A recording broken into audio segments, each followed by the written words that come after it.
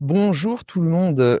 Aujourd'hui, je vous fais un petit live exceptionnellement pour vous parler de l'origine des maladies et vous parler de du fonctionnement systémique du corps pour la santé.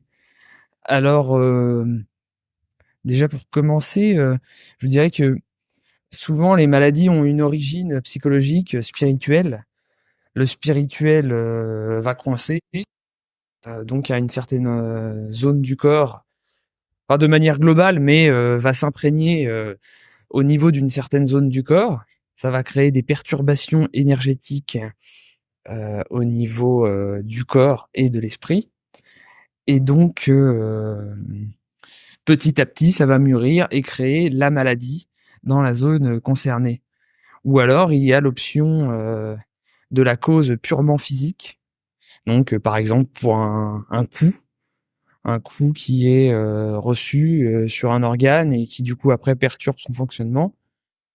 Et aussi, il y a la possibilité qu'un organe ne fonctionne pas bien parce que, de manière purement physique, il a été détérioré par autre chose qu'un coup, et que du coup, son mauvais fonctionnement ensuite perturbe le fonctionnement d'autres organes, parce que on est un tout, le corps, l'esprit, et le corps lui-même est composé de plusieurs organes qui interagissent les uns avec les autres, et tout ça harmonieusement.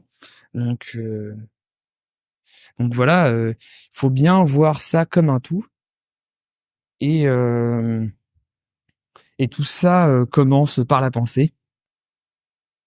Donc, euh, donc, faut bien en prendre conscience. Et pour ce qui est du corps, aussi de manière systémique, quand quelque chose ne va pas bien à un organe, en cascade, c'est forcément répercuté sur les autres organes. Par exemple, pour le système endocrinien, avec le fonctionnement thyroïdien, on, si les glandes surrénales ne sont pas optimales, sont par exemple trop stressés et sécrètent trop de d'hormones type adrénaline, cortisol, eh bien ce qui va se passer, c'est que donc avec cette ces glandes surrénales en hyperfonctionnement, il va y avoir une inhibition des hormones thyroïdiennes. Donc en fait, on va avoir des sécrétions thyroïdiennes qui vont être suffisantes normalement, mais qui ne seront pas activées car inhibées par les hormones surrénaliennes. Donc, que va-t-il se passer? les, les glandes thyroïdes et parathyroïdes vont augmenter leur sécrétion, évidemment. Et donc, si le stress perdure, peut y avoir aussi en parallèle une augmentation des hormones surrénaliennes avec le stress, puisque ça fait un stress supplémentaire d'augmenter les sécrétions thyroïdiennes.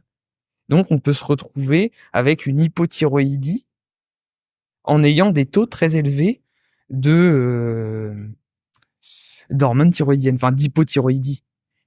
Dans les faits, il y aura pas suffisamment de d'hormones thyroïdiennes actives, alors que le taux sera largement supérieur à ce qui devrait être pour que on soit parfaitement pourvu à ce niveau-là. Donc voilà, c'est pour vous dire que vraiment c'est à prendre en fonction d'un tout. Et ce tout va commencer par les pensées, ensuite le système digestif, hein, dans ce qui est purement physique, le système digestif qui est la porte d'entrée de ce qui des aliments. Donc ça va commencer par la bouche, l'œsophage, l'estomac, les intestins, le foie, le pancréas pour la digestion, sachant que les intestins ont une part prépondérante dans notre santé. Donc voilà, c'est important d'en prendre conscience et de bien prendre soin de son corps et de son esprit.